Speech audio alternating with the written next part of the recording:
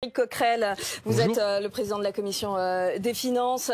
La France insoumise qui va donc censurer, quoi qu'il arrive, le nouveau Premier ministre. Quoi qu'il arrive, non, ça n'aurait pas été le cas si tu avais un Premier ministre Nouveau Front Populaire.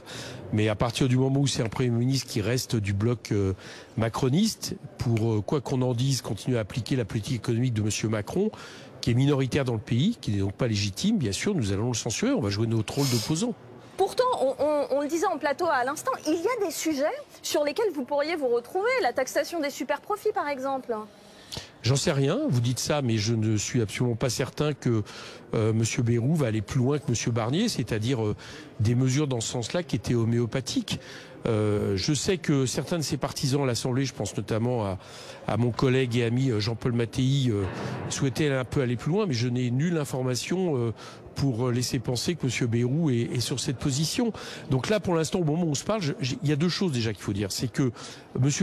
Macron vient d'amuser la galerie pendant une semaine quand même, parce que c'était le premier nom qui circulait, c'est le dernier nom qui arrive à Matignon, et on voit qu'entre-temps, il se sera servi de ça pour finalement, notamment, essayer de diviser le nouveau Front Populaire et revenir un peu dans le jeu, alors qu'il avait été battu une troisième fois par la motion de censure. À ce sujet, Fabien Roussel du Parti communiste dit au sujet de François Bayrou, on jugera sur pièce, pas de censure obligatoire. Vous le regrettez, ça ? Bah écoutez, ça sera le choix du Parti communiste. Nous, on fera notre choix.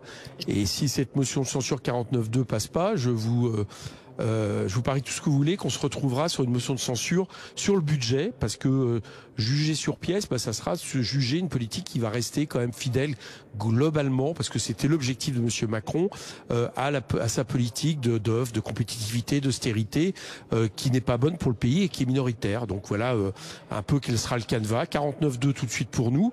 Et puis au-delà, je suis à peu près certain qu'on se retrouvera sur le budget pour le censurer. Merci Éric Coquerel d'avoir... Oui. Juste, je voudrais faire une petite précision, parce que j'ai quand même un appel à M. Bayrou, puisqu'il est maintenant Premier ministre.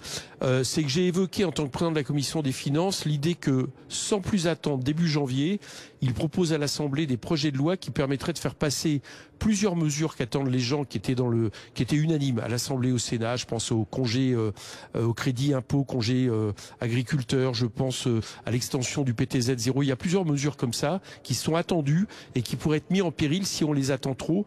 Donc je lui fais la demande officiellement par votre antenne, je vais lui écrire qu'on mette ça à l'ordre du jour de l'Assemblée dès le 13 janvier pour que ça passe très rapidement.